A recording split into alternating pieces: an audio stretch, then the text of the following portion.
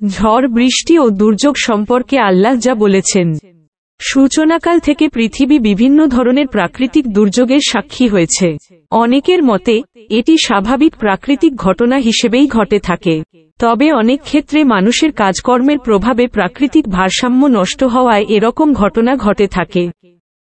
হাদিস শরীফের আছে, যখন কোথাও ভূমিকম্প সংঘটিত হয় অথবা সূর্যগ্রহণ হয়, ঝড়ো বাতাস বা বন্যা হয়, তখন সবার উচিত মহান আল্লাহর কাছে তওবা করা, তার কাছে নিরাপত্তার জন্য দোয়া করা, মহান আল্লাহকে স্মরণ করা এবং ক্ষমা প্রার্থনা করা। আল্লাহ বলেন, এবং অবশ্যই আমি তোমাদিগকে পরীক্ষা করব কিছুটা ভয়, ক্ষুধা, মাল ও জানের ক্ষতি ও ফল ফসল বিনষ্টের মাধ্যমে। তবে সুসংবাদ দাও সবরকারীদের। সূরা বাকারা 155। আরও বর্ণিত হয়েছে, বস্তুত তাদের কোন কল্যাণ সাধিত হলে তারা বলে যে, এটা সাধিত হয়েছে আল্লাহর পক্ষ থেকে। আর যদি তাদের কোন অকল্যাণ হয়, তবে বলে, এটা হয়েছে তোমার পক্ষ থেকে, বলে দাও, এসবই আল্লাহর পক্ষ থেকে। সূরা নিসা আয়াত ৭৮। এই ক্ষেত্রে রাসূলুল্লাহ নির্দেশ দিয়ে বলেছেন, দ্রুততার সঙ্গে মহান আল্লাহর জিকির করো, তার নিকট তওবা করো। বুখারী ও মুসলিম। আল্লাহর জিকিরের সর্বোত্তম উপায় হচ্ছে নামাজ পড়া, কোরআন তিলাওয়াত বা দোয়া দরুদ পাঠ করা।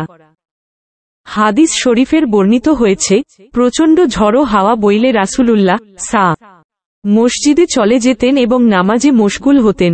মিশকাত। সাহাবাদের জীবনে আমরা দেখি, বিপদে মুসিবতে তারা নামাজে দাঁড়াতেন ও ধৈর্য ধারণ করতেন।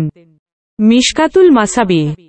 ঘূর্ণিঝড় ও প্রাকৃতিক বিপর্যয়ের সময় রাসূল সাল্লাল্লাহু আলাইহি ওয়াসাল্লাম তার উম্মতকে বিচলিত না হয়ে দোয়ার শিক্ষা দিয়েছেন। ঘূর্ণিঝড় ও বিপদাপদ থেকে নিরাপদ থাকতে পবিত্র কোরআনের বিশেষ দোয়া, রাব্বানা কশিফ আন্নাল আযাবা ইন্না মুমিনুন। অর্থ, হে আমাদের পালনকর্তা, আমাদের উপর থেকে আপনার শাস্তি প্রত্যাহার করুন, আমরা বিশ্বাস স্থাপন করছি। সূরা দুখান, আয়াত 12।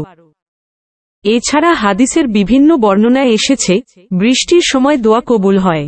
এই জন্য মুমিন মুসলমানের উচিত নিজেদের সব চাওয়াগুলো পূরণে আল্লাহর কাছে বেশি বেশি দোয়া করা। প্রবল ঘূর্ণিঝড় বৃষ্টিতে যদি মানুষের জীবনের ক্ষতির সম্ভাবনা থাকে কিংবা ফসলাদি নষ্ট হয় বা চলাচলের রাস্তাঘাট পানিতে তলিয়ে যায়, তবে সে অবস্থায় প্রিয় নবী সাল্লাল্লাহু আলাইহি ওয়াসাল্লামের দোয়া পড়তেন, আল্লাহুমা হাওয়ালাইনা ওয়ালা আলাইনা। বুখারী। অর্থ, হে আল্লাহ, আমাদের থেকে ঘূর্ণিঝড়, বৃষ্টি ফিরিয়ে নাও, আমাদের ওপর দিও না। জোরে বাতাস প্রবাহিত হলে যে দোয়া পড়তে হবে, আল্লাহুমা ইন্নী আশালুকা খাইরাহা, ওয়া আউযুবিকা মিন শাররিহা। অর্থ, হে আল্লাহ, আমি আপনার নিকটের কল্যাণটাই কামনা করি এবং আপনার নিকটের অনিষ্ট থেকে আশ্রয় চাই। আবু দাউদ, ইবনে মাজাহ।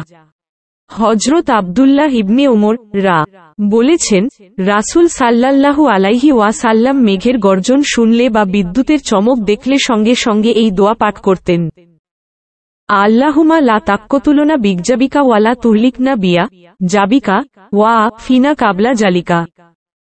অর্থ, হে আমাদের প্রভু, আমাদেরকে তোমার ক্রোধের কারণে মেরে ফেলো না আর তোমার আযাব দিয়ে আমাদের ধ্বংস করো না, বরং এর আগেই আমাদেরকে ক্ষমা ও নিরাপত্তার চাদরে আবৃত করে নাও। তিরমিজি। ঝড় বা বাতাস থেকে বাঁচতে যে দোয়া পড়তে হবে, আল্লাহুমা ইন্নী আশালুকা মিন খাইরি হাজিহির রিহি ওয়া খাইরা মা ফিহা ওয়া খাইরা মা উরশিলাত বিহি, ওয়া আউযুবিকা মিন শাররিহা, ওয়া শাররি মা ফিহা ওয়া শাররি মা উরশিলাত বিহি।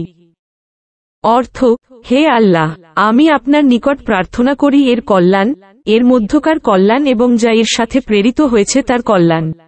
আর আমি আপনার আশ্রয় চাই এর অনিষ্ট থেকে, এর ভেতরে নিহিত অনিষ্ট থেকে এবং যা এর সঙ্গে প্রেরিত হয়েছে তার অনিষ্ট থেকে। বুখারী। দয়াময় প্রভুর দরবারে সবিনয় প্রার্থনা, হে প্রভু, তুমি আমাদের পাপসমূহ ক্ষমা করে বিশ্ব মানবতাকে সকল বিপদাপদ থেকে রক্ষা কর। আমিন।